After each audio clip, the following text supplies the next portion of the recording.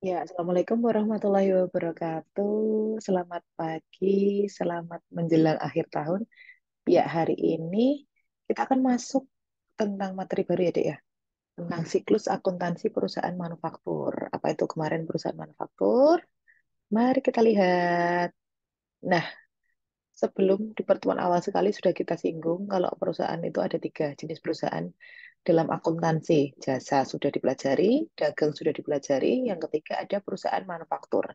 Nah, perusahaan manufaktur ini, kalau kemarin jasa itu jual jasa, dagang jual dagang dengan ada persediaan, manufaktur kita mengolah dari bahan mentah, bahan setengah jadi, bahan jadi kemudian dijual kepada konsumen. Nah, kalau secara definisi, perusahaan manufaktur itu merupakan perusahaan yang membeli bahan baku, kemudian mengolahnya menjadi produk jadi yang siap pakai, dan menjual kepada konsumen yang membutuhkan.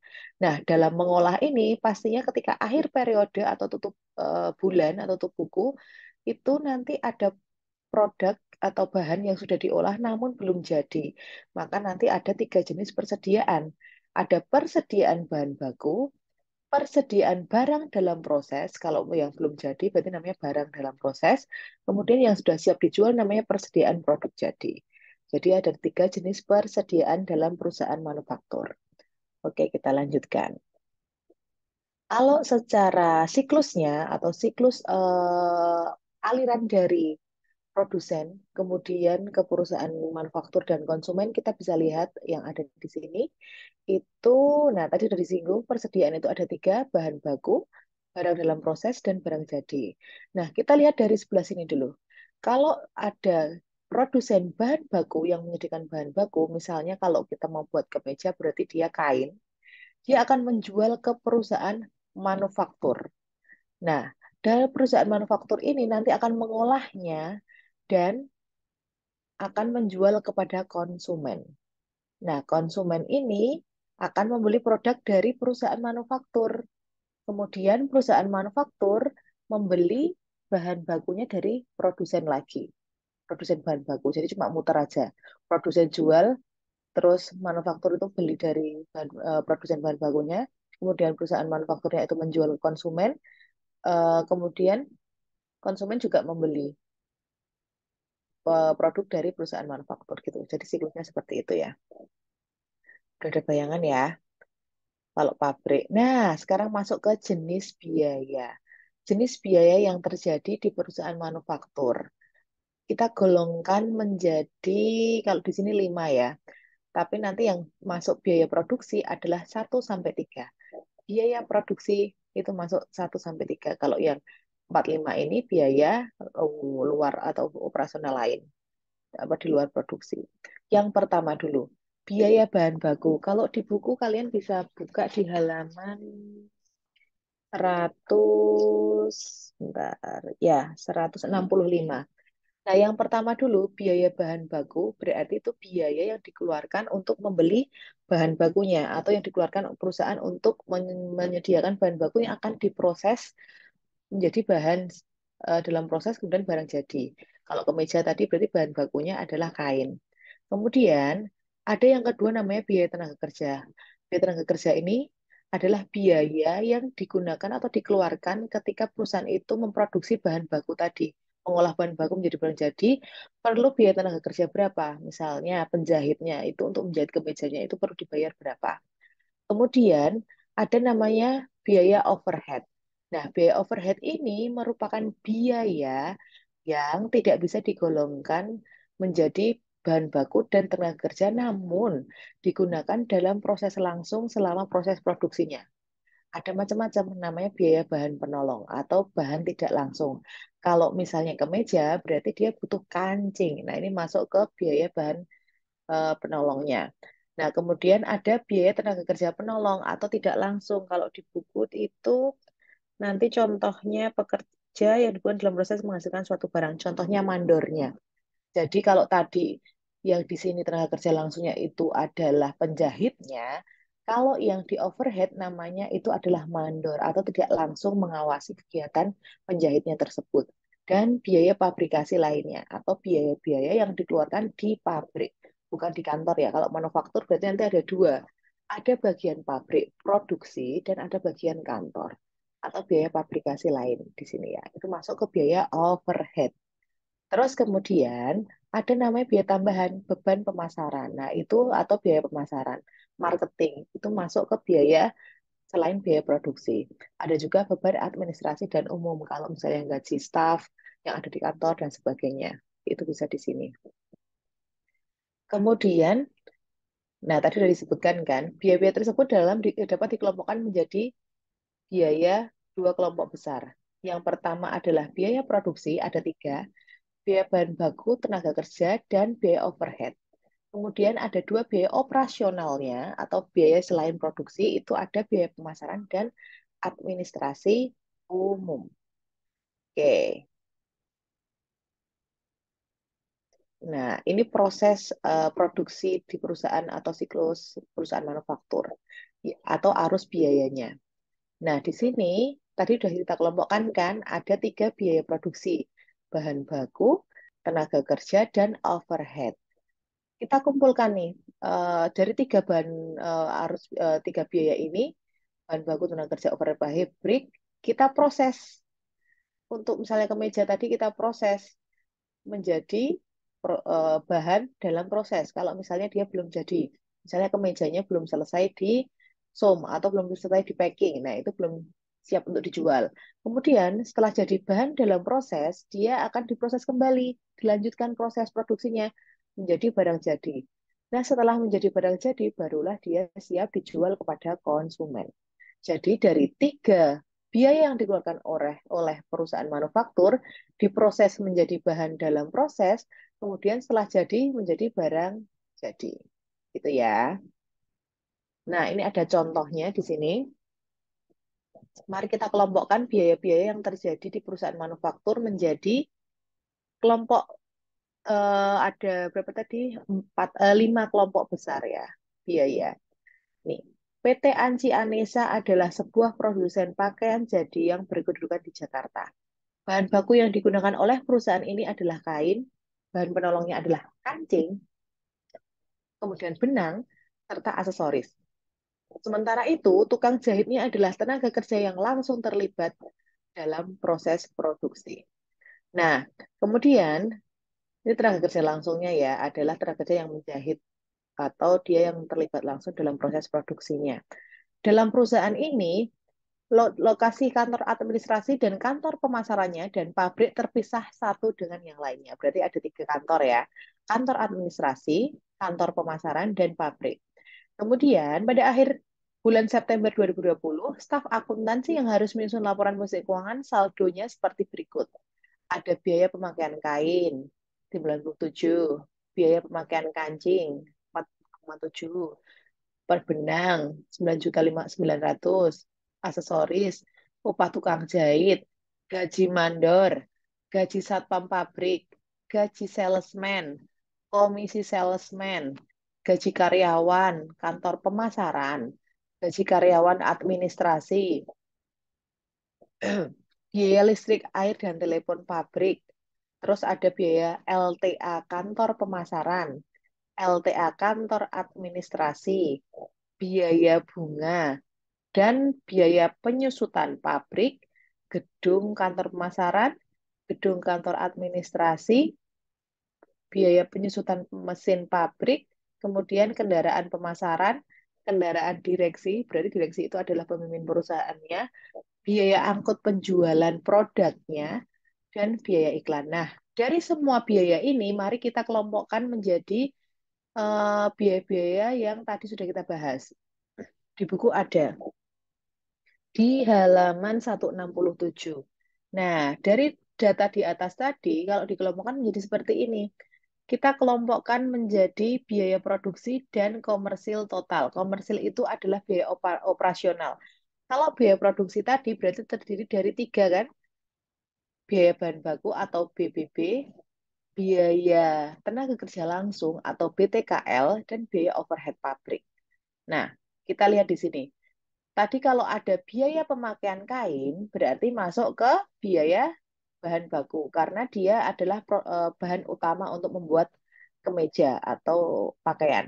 Kemudian kalau kancing, benang, dan aksesoris berarti dia ke biaya apa penolong atau masuk ke overhead. Nah, contohnya ini. Terus kalau tukang jahit berarti yang dia jahit secara dia berkontribusi langsung untuk memproduksi produk tersebut berarti dia masuk ke biaya tenaga kerja langsung. Seperti itu. Nah, ini biaya pemakaian kain jelas, biaya bahan baku masuk ke biaya produksi kan. Kemudian upah tukang jahit juga dia masuk ke biaya tenaga kerja langsung, masuk ke biaya produksi. Ada juga biaya overhead. Tadi ada bahan penolong, misalnya kancing, benang, aksesoris, kita tambahkan di sini. Terus ternyata ada biaya tenaga kerja penolong, ada gaji mandor produksi, kan dia ada di pabrik kan, sama satpam di pabrik. Berarti dia adalah tenaga kerja yang tergolong tidak langsung kontribusi dalam produksi apa kemejanya, tapi ikut bekerja di pabrik. Berarti dia masuk ke biaya tenaga kerja penolong, gaji mandor produksi, dan satpam pabriknya tadi. Kemudian ada biaya pabrikasi lain atau biaya yang dikeluarkan di pabrik, dia masuk ke biaya produksi. Ada tadi apa? Listrik, air, telepon pabrik, terus penyusutan bangunan pabrik, dan penyusutan mesin pabrik. Jadi semua yang dikeluarkan di pabrik, dia masuk ke biaya produksi. Masuk ke overhead, tapi bagian pabrikasi lain ditambahkan, kemudian dijumlahkan. Kalau ditanya berapa biaya produksi, eh, untuk pabrik tersebut 163.700.000 terdiri dari biaya bahan baku, biaya tenaga kerja langsung, dan biaya overhead pabrik dengan breakdown seperti ini. Gitu. Kemudian yang kedua kita harus memasukkan biaya komersial atau biaya operasional. Kita bagi dua menjadi biaya pemasaran dan biaya administrasi umum. Jelas kalau yang pemasaran kita ambil pengeluaran yang berhubungan dengan pemasaran. Misalnya di sini ada gaji salesman. Tadi gaji salesman, komisi salesman, terus gaji karyawan kantor pemasaran yang berhubungan dengan pemasaran. Biaya LTA pemasaran. Kemudian apa? Ini biaya penyusutan gedung kantor pemasaran, terus biaya penyusutan kendaraan pemasaran, kemudian ada biaya iklan jelas, iklan kan bagian marketing, dan biaya angkut penjualan. Karena pemasaran kan dia nanti akan memasarkan produk juga kan, itu masuk ke biaya angkut. Nah, kita masukkan di sini semuanya. Terus di total masuk ke biaya pemasaran. Terus administrasi dan umum jelas selain yang tadi udah kita ambil, sisanya biayanya itu masuk ke biaya administrasi dan umum atau biaya yang dikeluarkan di kantor administrasi dan umum. Jelas. Biaya penyusutan kendaraan, gaji administrasi, apa dia administrasi, karyawan administrasi, kemudian LTA-nya yang bagian apa? Bagian dari administrasi. Nah, ini masih kurang satu nih di sini. Ada biaya bunga dan sebagainya. Ada biaya penyusutan kendaraan direksi. Nah, direksi kan berarti masuk ke kantor administrasi dan umum. Dia masukkan ke bagian bawah sini. Itu ya. Coba, oke, ini kurang satu. Oke, di sini sampai di sini kita sudah bisa mengelompokkan atau biaya-biaya apa saja yang terjadi di perusahaan manufaktur. Nah, setelah ini kita akan menyusun laporan keuangannya. Oh iya, kurang satu itu. Laporan keuangannya. Nanti kita latihan di buku ya. Nah, ini jurnal dulu. Kita belajar jurnal sebentar. Beberapa aja, karena hampir sama. Nah, beberapa aktivitas transaksi yang dilakukan perusahaan ini yang memerlukan jurnal yang lebih terperinci adalah sebagai berikut. Misalnya di sini dibayar biaya listrik total sebesar 22 juta, atau dari total biaya ini sebesar 60% dibebankan ke pabrik dan sebesar 20% dibebankan pada kantor administrasi dan pemasaran. Jadi 60%-nya itu dikeluarkan dari 22 ini untuk pabrik dan 20%-nya dari 22 juta itu dikeluarkan untuk administrasi dan pemasaran. Nah, jurnalnya sebagai berikut. Tadi dikelompokkan kan, berapa dek? 22 kali 60 ya.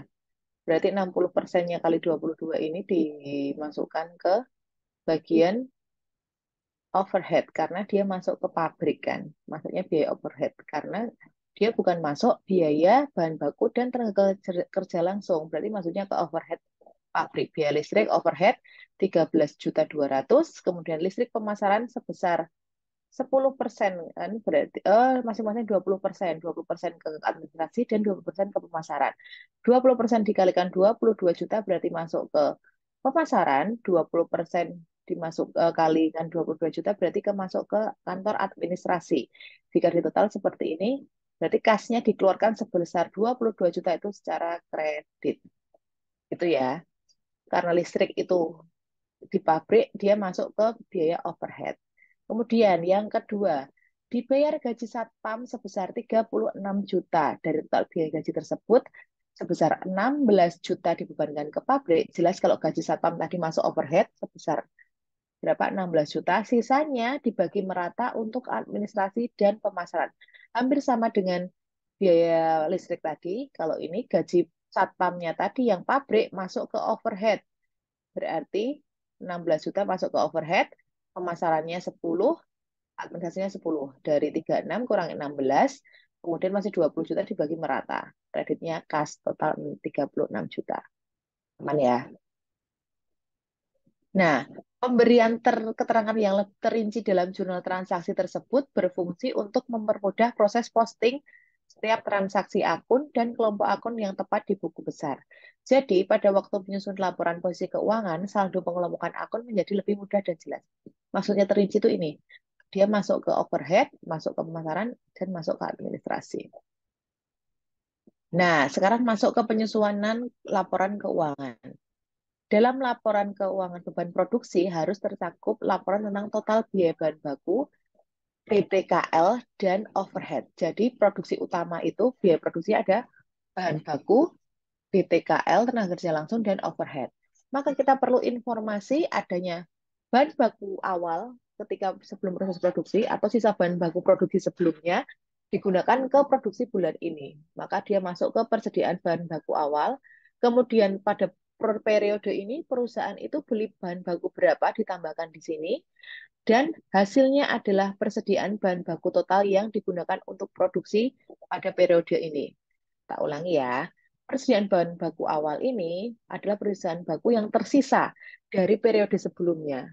Yang tersisa dari proses produksi periode sebelumnya digunakan untuk bahan baku periode sekarang.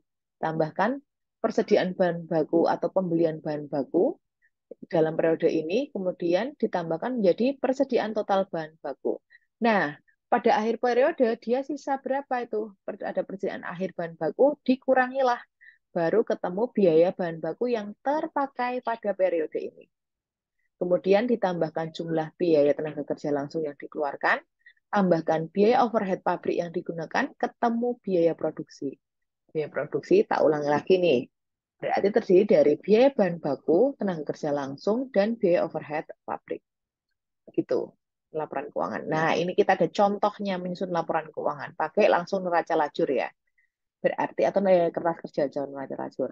Dia punya, ini contohnya perusahaan manufaktur, punya kas bank 144, piutang usaha segini, persediaan barang jadi segini, dalam prosesnya segini, bahan bakunya segini, perlengkapan kantor, aset tetap, akumulasi aset tetap, utang usaha, dan utang bank. Sudah? Nah, ini kita ubah atau masukkan dulu. Oh, ada keterangannya. Keterangan lain atau penyesuaiannya. Biasa, perlengkapan kantor yang tersisa adalah 44. Kita gunakan adalah perlengkapan kantor yang terpakai. Masuk ke beban perlengkapan. Kreditnya perlengkapan kantor kan. Kemarin juga keluar tuh di ujian. Gampang. Terus ada persediaan bahan baku barang jadi akhir sebesar 112 juta. Rumusnya masih sama. Akhir itu awal, awal itu akhir. Berlaku juga untuk persediaan dalam barang dalam proses dan persediaan bahan baku. Awal itu akhir, akhir itu awal. Itu ya, nanti kita lihat. Terus yang terakhir ada biaya penyusutan aset tetap pada bulan September 2020 sebesar 3.500.000. Kalau penyusutan aset tinggal beban penyusutan aset tetap debit sebesar 3.500.000, kreditnya adalah akumulasi penyusutan aset tetap sebesar 3.500.000. Oke. Nah, di buku itu sudah ada. Di halaman sebentar. Anci Anissa ya. Ini kalkulasi dulu. Contohnya ada di 174. Nah, tadi dipindahkan dulu semuanya. Kok ini jadi banyak ini? Berarti ada transaksi lainnya. Oke.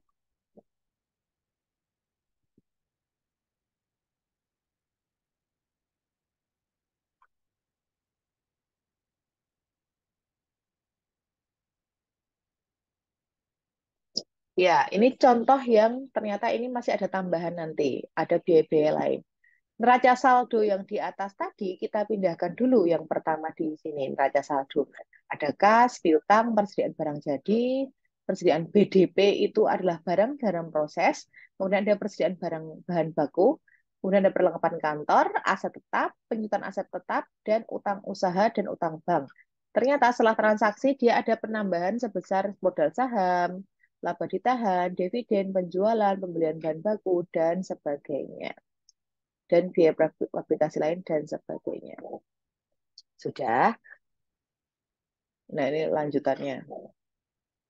Kita lihat di sini dulu. Kita kelompokkan dulu ya. Di sini penyesuaiannya kita susun dulu. Nah, tadi kas, dia debit kan nggak ada penyesuaian, berarti kosong nih. Langsung masuk posisi keuangan. Ini nggak ada neraca saldonya. Kemudian piutang, piutang juga nggak ada penyesuaiannya. Masuk langsung posisi keuangan. Persediaan barang jadi. Nah, barang jadi tadi yang di akhir berapa? 112. Berarti akhir pindah di awal. Berarti 112 dipindah sebelah debit. 100, kok 112? 120, salah ini. 112. Kalau di soal itu, ya 122, sorry. Benar yang di sini, Dek. 122 dipindah ke debit. Terus sisanya di sini daftar saldonya dia masih dipindah di kredit sebesar berapa? 158. Pasangannya adalah Itisar laba BPP atau ikhtisar beban pokok penjualan. Kemudian yang kedua ada persediaan barang dalam proses. Dia yang di akhir berapa persediaan dalam prosesnya? Yang tersisa yang di akhir bulan September ada 32 kan? Nah, 32 berarti dipindah di sebelah debit. Terus yang akhir itu awal, yang awal itu akhir. Yang awal dipindah sebelah kredit. Berarti sisanya saldonya tinggal 32 dan yang tadi saldo akhirnya tinggal 122 sama kan dengan keterangan. Yang bahan baku juga seperti itu. Bahan baku yang tersisa berapa di akhir periode 47? Berarti 47 ini harus muncul di laporan posisi keuangan. 47 harus muncul di debit. Berarti dia harus di debit terus yang awal itu akhir dia tinggal di sebelah kredit supaya habis. Itu. Terus perlengkapan kantor berapa yang tersisa itu? 44. Berarti 44 harus masuk ke posisi keuangan. Dulu punya 52 dikurangi berapa supaya 44? Berarti dikredit 8.000. Masuknya nanti sama dengan biaya pemakaian perlengkapan 8.000 di sini. Masuknya ke laba rugi. Gitu ya. Nanti kita latihan sendiri. Terus aset tetap 321 jelas masuk ke posisi keuangan. Akumulasi, terus ada penambahan berapa tadi akumulasinya? 3.500.000 masuk ke sini. Nambah jadi 35.500 akumulasi Pak. Apa? Aduh. Pasangannya apa? Beban penyusutan aset tetap. Ya, belum masuk ini.